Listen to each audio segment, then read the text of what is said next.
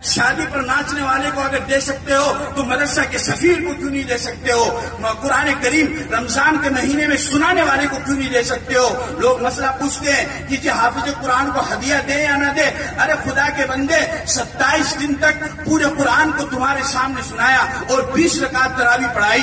2 رکعت نماز پڑھانا انسان کو مشکل ہو جاتا ہے، اسے دھیان نہیں رہتا ہے کہ میں نے 1 رکعت پڑھائی یا 2 رکعت پڑھائی ہے۔ 4 رکعت پڑھانا مشکل ہو جاتا ہے، وہ بھول جاتا ہے کہ میں نے 3 پڑھائی ہے۔ کبھی 3 پہ سلام پھیرتا ہے، کبھی 5 پہ سلام پھیرتا ہے، کبھی 1 پہ سلام پھیرتا ہے، کبھی سجدے سہو کرتا ہے۔ لیکن رمضان کے مہینے میں پورے دن بھوکے پیاسے رہ کر کے رات میں کھڑے ہو کر کے 20 رکعت تراویح پڑھانا اور ہر رکعت کے بعد میں اپنے اگلے رکوع کو یاد رکھنا اور اگلے صفحے کو یاد کرنا، اور اتنی محنت اور مشقت کے ساتھ میں 27 دن تک بھوکا پیاسا رہ کر کے تمہیں قرآن سنایا۔ اب تم مسئلہ پوچھتے ہو کہ اسے ہدیہ دینا جائز ہے یا نہیں؟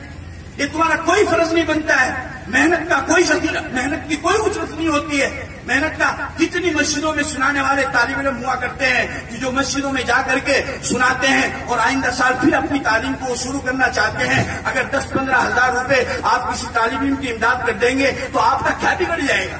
آپ کے لیے کیا پریشانی ہو جائے گی؟ آپ کے لیے کون سا پہاڑ ٹوٹ جائے گا؟